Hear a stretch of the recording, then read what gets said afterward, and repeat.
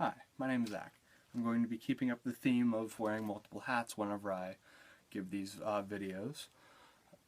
Today I'm going to be going over one part of the book, Plessy vs. Ferguson, that I read, the section known as The Race Question in the U.S., pages 62 through 76.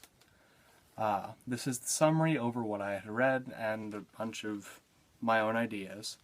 And also there's a question at the end that asks what I found shocking about what I had read. First, the summary. It opens with John Tyler Morgan. He was raised in the South, and eventually he started off in the Confederate Army. He joined the Confederate Army. He started off as a private and worked his way up to a brigadier general by the end of the war. After the Civil War, he became a senator in the South and was known for opposing two major bills, the Blair Bill and the Force Bill. I don't remember the specifics about what each did, but I know both of them were to support the South. One of them had to do with education.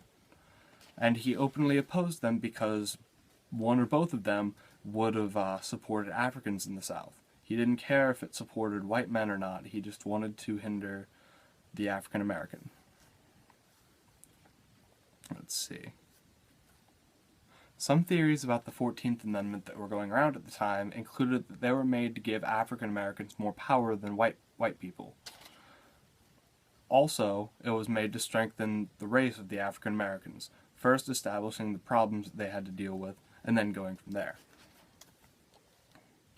Many traits distinct in African Americans from a white person not only include skin tone, but how they act, their knowledge, the art that they produce.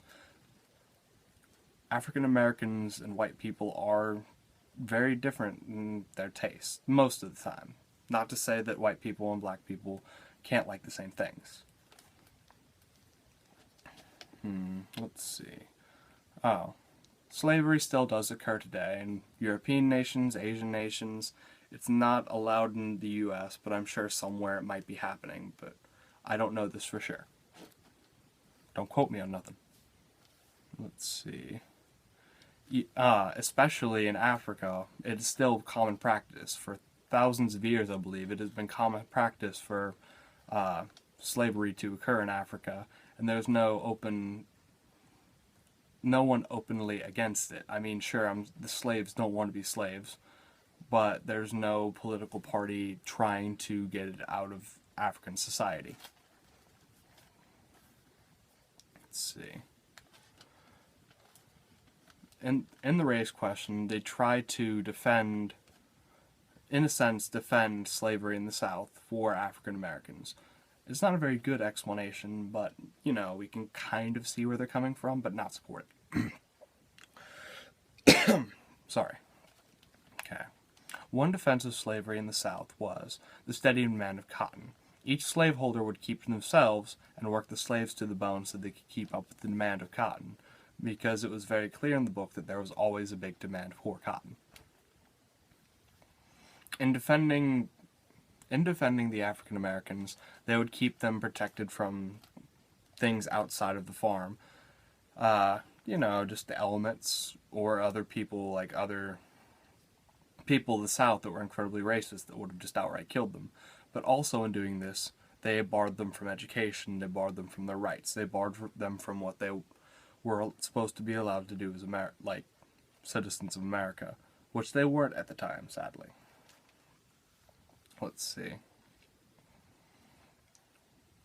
A big concern of white people nationally was that once educated, black people would turn the tables on white people and kind of suppress us almost as much as we had suppressed them. Now, what I found shocking about after reading this, how scared white people were of black people.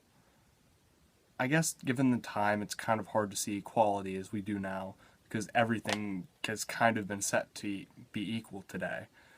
But it just kind of surprises me how scared people were of such radical changes. It all did happen pretty quickly within the couple of years that these occurred. People like John Tyler Morgan, who were openly opposed to it, and I don't know how to feel about it. shocked me how openly opposed people were to this.